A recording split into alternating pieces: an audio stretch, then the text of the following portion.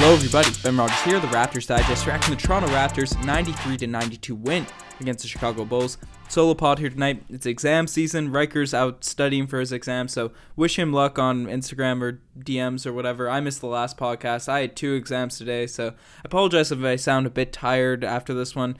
But, the Toronto Raptors didn't do too much to bring the life back into me and a lot of Raptors fans watching this game, as even though they got the W, and a win's a win, we got to stay positive here, especially after coming off a 3-game losing streak. But we played the Chicago Bulls, and it wasn't a very encouraging W for this Toronto Raptors team that we have really high expectations for. But before we get into the negatives, because I think it's a negative time as a Raptors fan, looking at just how we've been playing as of late and the weird schemes and all the stuff we've been talking about over the last few podcasts. We got to get into some positives. And firstly, I'm going to start off with Norman Powell, because Norman Powell, when he's been starting this season, and honestly, ever since Lowry went out early, he got the starting role. Even when he was relegated to the bench position again, he continued to play well. He's been on an absolute tear the last 15 games or so. Tonight, another great game, 17 points, 7-16 shooting, missed a few shots. His threes weren't really falling, but the Toronto Raptors, we'll get into Siakam after, but the guy that kind of got us the buckets when we needed them was Norman Powell. He kind of energized the offense. Him and OG had those timely plays tonight. OG had 10 points and 5 rebounds, but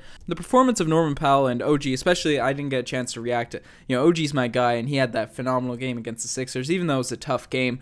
The wing players have been playing well, and that's a very encouraging sign, because those are the 2 players we looked at coming into the season. Would they be consistent? Could they be relied upon for this Toronto Raptors team? And while some other areas we've kind of regressed in, those players have been playing well. So if we get back to the norms in terms of what we can expect from Siakam, Lowry, the Nick Nurse kind of strategies, then this Toronto Raptors team is going to be great. So shout out to Norman Powell, man. He's slashing to the rim, and this is the thing about Norm. When he goes to the rim, he gets great shots around the rim, and he's been getting them since he came in as a rookie, and that's why a lot of people loved him. And usually players with his athleticism, the hard part is getting nice shots around the basket, and the easy part is finishing it. The issue with Norman Powell is a lot of the time when he gets in there, he goes a little bit too fast, he gets a little bit too excited or something. I don't know what it is, but he just misses around the rim a lot. And this season as a whole, Norman Powell's been doing a really good job at getting those good shots like he has his whole career, but finishing. And that's just kind of opened up the rest of his game because he's more confident. Tonight, it's not really is the exception, but the 3-point shots go down more when he's feeling more confident, and the defense is always there at a high level. And yeah, just Norman Powell's been really revamped his game, and maybe it's due to the expanded role in the regular season, because with Kyle Lowry out for a while, he was starting at the 2, and now with Fred VanVleet out, Norman Powell's the de facto starter. So it's going to be interesting to see if he can continue to keep this up when Fred comes back. Or, there's been debate around Raptors land if we should keep Norman Powell as the starting 2 and maybe move Fred to the bench, or maybe move Lowry to the bench. I know when the Raptors lose, Lowry becomes the punching bag for the team, and I don't really like that, but I disagree with that sentiment. But it leads to good debate, so let me know in the comment section what you guys think of Norman Powell, and should he be the starter for the Toronto Raptors going forward. And I also brought up OG. He had a solid game tonight as well, got a few steals that were real timely, played some great defense, got some leak outs, got some dunks. OG Anunoby, he's been playing well on the wing for the Toronto Raptors. Didn't have a huge box score night, but his impact was felt on this game. So those are 2 guys that are mainly positive from this one. And we saw some Boucher tonight. Nick Nurse heard everyone calling him out when he stopped playing Boucher, and Boucher came out 5 points, 2-4 shooting. Again, not the greatest box score, but it was cool to see him out there, and I think the Raptors are usually positive when he plays. I know he actually had the worst plus-minus the game tonight, but I just like seeing Boucher on the court. It wasn't the greatest game from him, but I'm happy to see him make a return. But the Toronto Raptors are a team that has the hopes of possibly going back to the finals. I know the excitement, if I said that last week, everyone would be like, yes, no, that's 100% sure, and then now people are probably going to roast me in the comment section for that, but I still have really high expectations for this Toronto Raptors team. So that's why even in this win, because a win's a win, and you're going to have tough, you got to win ugly sometimes, and that's the case even against some lesser opponents like the Chicago Bulls, who do have some talent. They have gotten some wins this season. I don't think they're as horrible as their record shows, but we should be able to handily beat the Chicago Bulls, in my opinion. And tonight it was an unsatisfying win, to put it, for me. And I think a part of that goes to Pascal Siakam. if you look at the box score, you'd be calling me crazy because he had 22 points, 6 rebounds on decent shooting, 7 of 18. Not great shooting, but a lot of those points, I want to say about half came in the first 4 or 5 minutes of the game. He came out firing like we saw of Pascal Siakam earlier. Before last week, this is what we've seen of Pascal Siakam, and then once again he just kind of fell back into his role. Did the thing he's been doing the last 2 games when he'd miss a couple shots. He just stopped being aggressive. I don't get it. Pascal Siakam should be having a field day against guys like Lowry Markkanen. I know Wendell Carter Jr. is a pretty solid defender, and Gafford came in and had a really amazing game for the Bulls. I'm gonna keep it real. I don't know who this guy is. Maybe he's been a standout player all season, but this guy came in and had 14 points, 3 rebounds for the Bulls tonight. And I know they have some decent... No, the Siakam should be eating this front line. There's no reason why he shouldn't be, why he should be playing this passive. And yes, he came out strong. He came out firing. And after quotes and stuff, Siakam's been talking about how he needs to be more aggressive and continue. He had 18 shots, but it just feels something a little bit off with Siakam as the number one option as of late. And I feel like he's mentioned it. I want to see that assertiveness from him throughout the whole game. And that doesn't mean he has to be shooting the ball on every possession, but being aggressive on every possession. And, I know we're spoiled with Kawhi, and I'm not expecting Pascal Siakam to become Kawhi Leonard over, one summer, over one season. But the mentality that Kawhi had, whenever he had the ball, he was looking to be a threat. He didn't shoot every possession. There was times when you'd think, you wouldn't realize that Kawhi had 30 points, but, because he'd be passing, he wouldn't be a ball-dominant player like a guy like DeMar DeRozan would when he'd have a big scoring night. But Siakam's got to have that mentality where he can't think like a role player. He can't think, oh, I missed a few shots, I should be passive now, I should let the rest of the team get going. No, we're relying on him to get buckets, to be a leader for the squad. And, we can still get wins if we're going to be playing the Chicago Bulls on the night of December. But when we play the Sixers, when we play the Rockets, I even mentioned it when he was still in his hot streak of games, right? When we played better teams, he'd have this kind of way about just falling back into the flow of the game, which is not something that we need from our superstar or our guy that's supposed to be our number one option. So that's something I think Siakam will continue to evolve into, continue to develop into. And, I've been bringing it up the whole season. I kind of got called out for it earlier in the year. Now that we're struggling, it's something that a lot of people are saying, but I don't know. It's going to be interesting to see how he develops. Maybe it's the high minutes that he had at the beginning of the year. I don't know what's happening. Maybe defenses have figured him out, but I trust that he'll adjust. Siakam's too good of a player not to, so that'll be an interesting thing to see. Kyle Lowry, the punching bag for Toronto Raptors fans right now, probably going to get a lot more heat online and everything after this one tonight.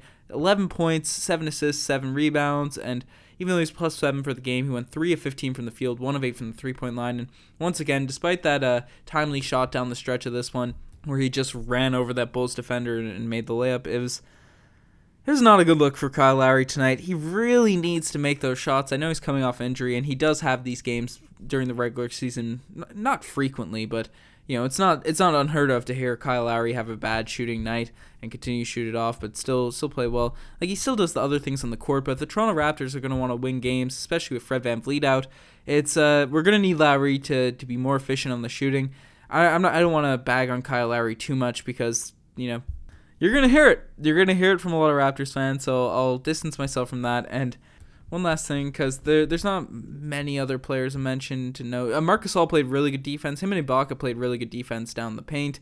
Rondé Hollis-Jefferson came in, had a solid performance. I'd like to see Rondé get more run, because it seemed like when we were on that stretch of wins, Rondé was getting in the 25-minute per game range, 25, 30 minutes, the number one guy off the bench. And then now since we've reintegrated everyone back into the lineup, those minutes have been cut down to 12, 15. Tonight he had 17 minutes per game. I'd like to see Rondé just get a groove out there so he can start attacking the offensive glass like we saw him do in those games where he got a lot of run. And the final thing before we swing into the segments, it's got to be the defensive schemes, man.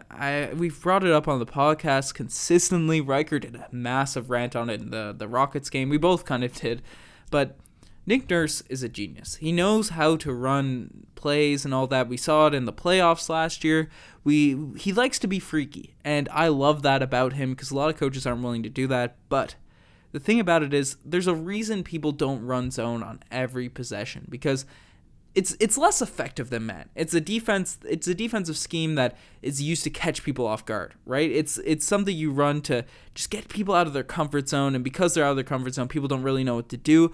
But when you run it so much throughout a game, and especially down the stretch after they've already seen it, teams have already seen it, it's pretty easy to break a zone when you're kind of focused on actually breaking it as a team. You just swing the ball a little bit. We're running a high 3-2 for a lot of this one, and you just swing the ball inside, then the defense collapses and leads to open shooters. I know the Bulls really struggled on offense, so I think that was more so the Bulls just not being that great, and the individual defensive performance of Gasol and Ibaka rather than the defensive schemes, because there was a lot of shots that open looks the Bulls got because they.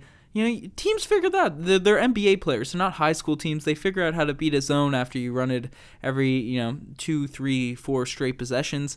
It's something you run to get people out of their comfort zone, and I'd like it if Nick Nurse just didn't use these bag of tricks for the whole stretch of the game. Switch it up, vary it throughout the course of a game, but Nick Nurse knows more than basketball than me, and I guess the Bulls did score 92 points, but that's just something I want to... What do you guys think of it? I want to know what you guys think, but we're going to swing into the segments tonight. The spicy P-lay of the day. It's going to my guy, Norman Powell, who really took over the offense tonight, scored when we needed it, and down the stretch of the game, the shot clock was winding down. We had a poor possession, and Norm just drove his way straight to the rim. I also brought up the Kyle Lowry play where he ran Buddy over, and Norm Powell had another play as well, but it was a lot cooler because he did a nice little double cross, drove straight into the lane, and threw up a nice little floater that really kept us in down the stretch of this one. So shout out to Norman Powell with the spicy P-lay of the day, but not all plays can be the spicy P-lay of the day, and some just make you say, oh, geez. And tonight, the OG's play of the day.